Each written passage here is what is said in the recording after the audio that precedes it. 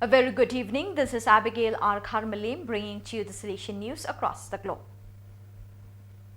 Last January 31st, on the occasion of the Don Bosco feast, the Kasurkan Oath Season 2 singing competition took place at the Don Bosco Youth Center in Shillong. The student Ellery Kharkongor won the first prize presented by the Chief Minister of Meghalaya, Shri Conrad K. Sangma.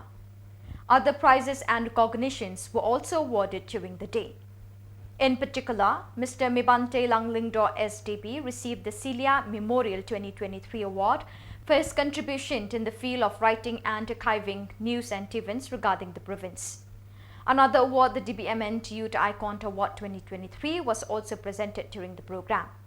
The Honorable Chief Minister presented the award to Ms. Dapale Wajri for her contribution to the youth in the field of fitness. The Chief Minister, in his speech, then thanked the Salesians for the transformation they have brought to society and encouraged young people to rejoice as the Salesians accompany them and guide them in the challenges they face.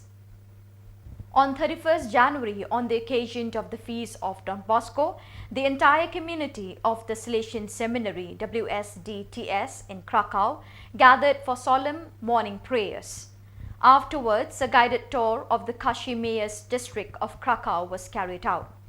In the evening, the Salesians, together with their guests and parishioners, gathered in the Rectoral Church of Mary Help of Christians near the seminary for the Holy Mass, which was celebrated by Don Stanislaw Oswarek SDB, parish priest of the Church of Saint Stanislaw Koska in Debniki.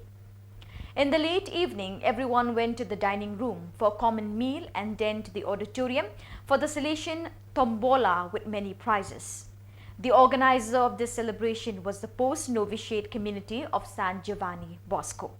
The dedication ceremony of the Church of the Bomb Jesus, located in the so-called Horto of Father Cicero, which is part of the Salesian work in the city, took place on Saturday, 3rd February 2024 in Juarez do Norte in the state of Sierra.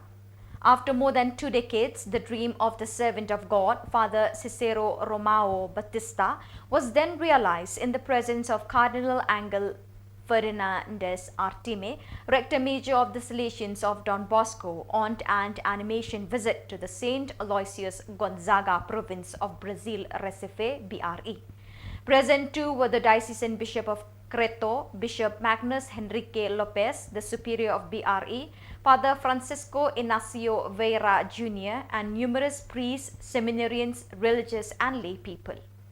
The Salesian of Don Bosco Intiga Raksa community, located in Tangerang Regency, Indonesia, is known as a formation house in INA Vice Province.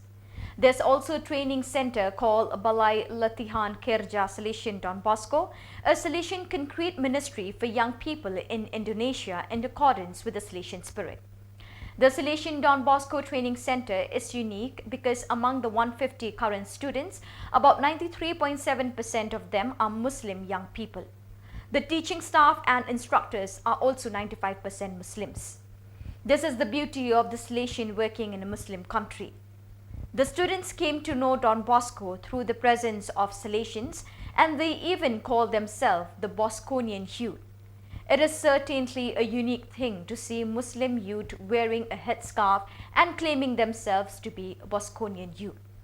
On January 2024, a group of children from the 5th grade at Nepal Don Bosco School, Sidipur Lubhu, accompanied by their class teacher and the principal, Father Binu Jacob, visited the settlement of the Rohingya refugees in the district of Lalitpur, a neighboring district of Kathmandu.